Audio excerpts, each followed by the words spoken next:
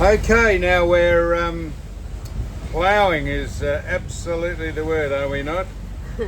Ploughing? Yeah, Oh, no, smashing. very smashing. Very heavy seas on the way to, well, Urangan, we think. We might stop at Bundaberg and have one of their rums the way this is going. But anyhow, we thought we might just read out a couple of comments. Now I'm going to pass the, we're holding this up the front of the boat. We couldn't possibly sit at a table. This is in response to, hang on, I'll hold it. I've written the questions down there. You don't have to cross them out. A, for two reasons. B, you won't be able to hold the pen on the paper straight. And B, I'll remember which questions. So, Greg Gorter. This is what Greg said. Remember we saw some RAAF plane go over. And I said, oh, I thought it was an army plane. Well, now Ian Gorter's swung right. Is it Ian? Yeah. No, Greg. Greg. Good on you, Greg. This is Greg. I'm reading this. This is what he sent us. Hi, Sam and Sue. GC here. That's Greg Gorter. You said his name was Cotter. GG. No, Gorter. Gorter. GG. It was definitely an RAAF C-130J Hercules. I'm an ex-RAAF aircrew and trained on the C-130H model back in the 80s. With respect to Pete Schmidt, the Spartan aircraft, the RAAF have only two twin Rolls-Royce engines. You fly over C-130 had a four Rolls-Royce engines hanging off the wings. Where else would they hang off? Check the footage. Yeah, we'll go back and check the footage that they had four Rolls-Royce engines hanging off the wings, Greg. And the BTW FOSS. And by the way, BTW. Fucking hell. By the way, FOSS, the Army don't have these type of aircraft. They only fly helicopters. The RAAF Hercules are painted a cloud dark grey on top and a slightly lighter grey on the belly, hoping you are the same, Greg. Markings will be from number 37 Squadron, Richmond, New South Wales. I hope this clears it up. Well, Greg, that is beyond the call of duty. I don't reckon the RAAF knows much about their planes as you do. Anyhow, nice to know that the four Rolls-Royce engines are hanging off the wings. I'm not sure where else they'd be hanging off. Anyhow, thank you so much. Right, now, you read out the, see if you can read them out. Rodney says, you can read this one. Where's your poon? Oh, Rodney says, bloke said, where's your poon? He said, next to your fucking fork. Next to your fucking fork. Oh, I even stuffed it up. Where's your poon? Next to your fucking fork. Oh, I like that. Well done, Rod. That's extremely humorous. Very rough. I can be a psycho. Yeah, that's the call sign, yep. You're right. Lots of can opener comments. What? Lots of can opener comments. You can try electric can opener. No, Ian, I can be a psycho said, why don't you get an electric can opener? Yeah. Ian, I can be a psycho. Listen, my man, if you haven't got the generator on the boat to power up the 240 volt power, you can't you can't boil a jug or use the stove. So we elect to travel with the inverter we had put in, with the new 8 batteries we put in that cost 20 grand. We elect to travel without using the generator. I know you can power up a electric can opener. It's when you haven't got power at your disposal. I can be a psycho. Thank you. We know we can buy an electric can opener, mate. Well, I know that, but thanks anyhow. Why is my head so big? Right, that's better. That's better. Well, that's right. Because you're bigger than me. Oh, because you keep sliding back with the waves. Every time we hit a wave, you slide back in the chair. Go on. Someone disagrees with you about the Captain Cook. No, Barney. Barney said Where is that? There. Barney said he disagrees that there was nothing here before Captain Cook came. I respect your opinion, actually, incidentally, but he said if Captain Cook wasn't here. He said he disagrees that there was nothing here before Captain Cook arrived. And he said it's like the AFL scouts. They just find things that others... Take over. They just found things that others... They just found things and others took them over, the AFL scouts. Well, Barney, that is absolute nonsense, mate. The AFL competition has been running up in the country, and the scouts go up and look for an already established competition and pick out the best players to come and play in the AFL senior ranks. I'm saying there was nothing here before Captain Cook got here, and there was nothing. So he didn't improve on or take over anything. He didn't even take... All he did was settle on the land and develop the people in subsequent generations from all over the globe came here and built this country. And this is not we're not decrying the people who are here in the first place. All I'm saying is, mate, there was nothing here, absolutely nothing. And this country is what it is today, and we all want to get on and all be one part of the country under one flag. Now, Gav Purcell, he pointed this out because we never got this one here because there's two of us on board and one guy said yes and two cats. And we didn't understand it, but Gav Purcell was onto it. Gav Purcell and about 800 others were onto it. They said, you got two cats, two Caterpillar engines down in the engine room, so there's four of you travelling, two cats. That was too cryptic for me. I just didn't get that. I wouldn't actually have thought of that because you can say, oh yeah, we got a coffee maker and a stove are travelling with us and two cats. I get that, yeah, no, fair. Yeah, good on you. Well done. You got me. Dorothy Saguna, who's a regular listener. Oh, Dorothy. Look, Dorothy said some nice things about us and we're giving her a shout out. Well, not many people say nice things about me, so I'm giving her a shout out. You're a star. Good on you, Dot. Thank you. Greg Jamison, and a few others also said Jason Ackermanis. Yes, well, I thought of his name, dear old Acker, and I've played golf with him and he's a good man. And he said, oh yes, he probably does handstands after he makes a sale. He's obviously a real estate agent. Is he now, Acker?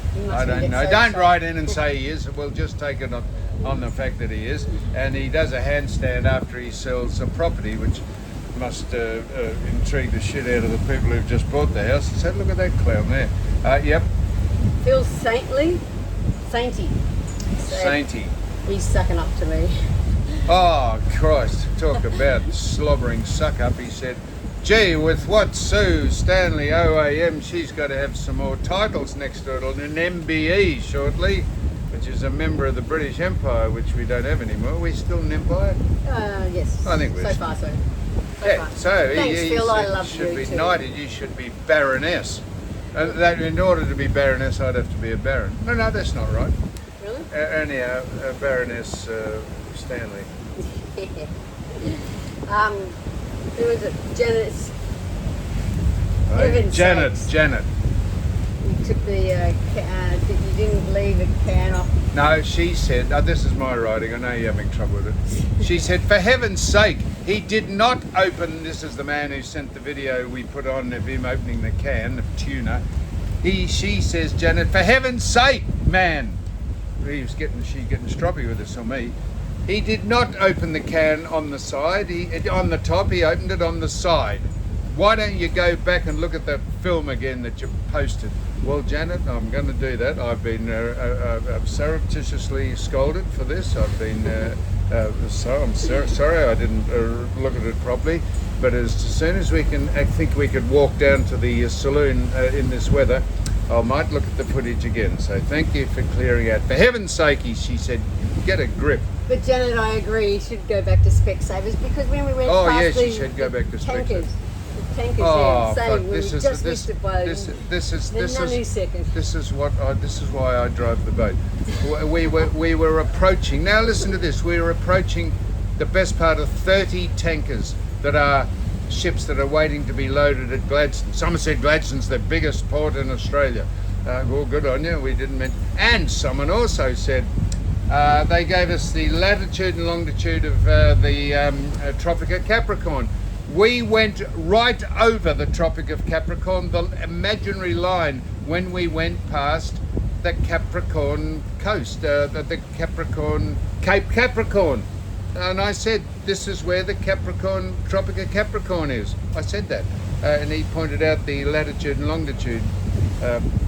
So I was just saying, when we were heading towards the 30 or 50 tankers just anchored outside, we were in line with one which was honestly 10 nautical miles. Oh, you could see it in the distance. She said, MBE, Sue Stanley, MBE.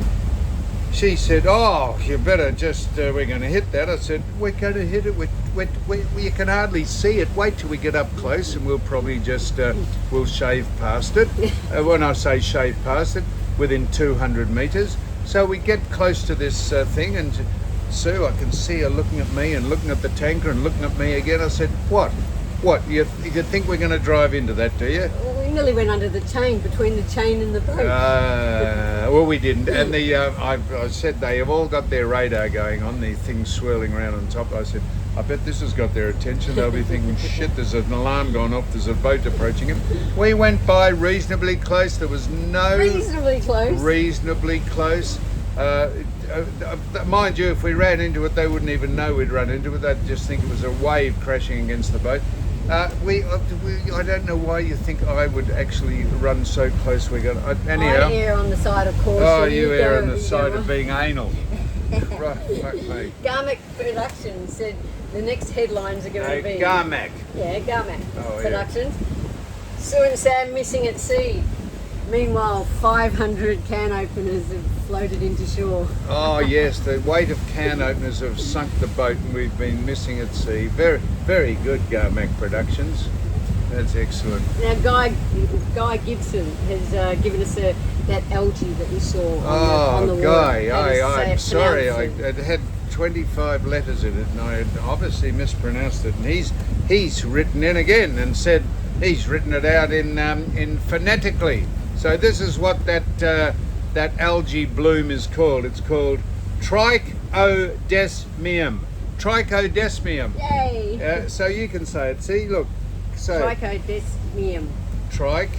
He said it's TRIKE dash O dash DES dash MEUM. Trichodesmium. Good on you. Which helps the nitrogen in the ocean or sea, whatever it is, water. Well done. Learn something every day. Jeez, how hard. Righto, and then Michelle Banks. Michelle Banks. Do we have any fear? Have we had any fear while we've been on board? And would we do this again? It's a very good question. Very good question, Michelle. The only fear I had was when I turned the remote control round on the davit and I thought I was slackening the rope so that Sue could unclip it, but I was actually tightening it up and it sprung out of the floor and missed her head by about an inch. It could have decapitated her. That's the only fear I had. And would we do it again? No, we haven't had any fear. It's today is about as bad as it gets. Not quite as bad as when we came up, going past Skull Island and just when we left Refuge Cove. But it's pretty hairy today, but we don't have any fear. The only fear is we have the boat breaks down and then we'd be stuffed. But no fear about the weather conditions because the boat, we can handle it. Would we do it again? Well, we would probably do it again, but every year would be a bit. Yeah, every year would be a bit much, but we've enjoyed it, and this is You might hear in the background that that is the Coast Guard have been radioing a boat who's obviously got into some sort of difficulties because they're trying to find where it is and they're going to escort it into Gladstone. So that's how the weather's going today. So anyhow, so you can. We only did this for our amusement because. Yep. No, there's a boat. There's a boat in difficulties. Not us. We could be the next call that we make. They could be the next call they hear from us. All right. Well, so that's some of the comments, and someone that likes to be first with the comments every week. Who's that? Bondi. Bondi. Good on you, Bondi. Really shout out. Ross Ventura said you had a white T-shirt on yesterday. Oh, the old white. And where's the blue one? I had the white wife beater on. No, I had to wash the one I've got on. I got the had to wash that. I used to stand it up in the corner of the. Just jump into it. Stand it up in the corner of the bedroom and just climb straight into it. It was like a straitjacket. But we finally washed it. I did anyhow. I do all the washing. I do all the washing and all the cooking. I tell you what you do. You do the vacuum. You've worn out 3 vacuums. I told you that. All right. Hey, well, one more. Lorraine Cuno says she'd like to know how the sea is and is it rough? Well, what a question. Well, I don't know when you sent that in, but yesterday. Yesterday the sea was, as I say, as rough as it's been, except for that stretch between Refuge Cove and Skull Island. We think it's anyhow. That's the way it is. We knew it'd be rough at some stage, and it's rough today. Right, that's it. We're buttoning off. All right, thank you.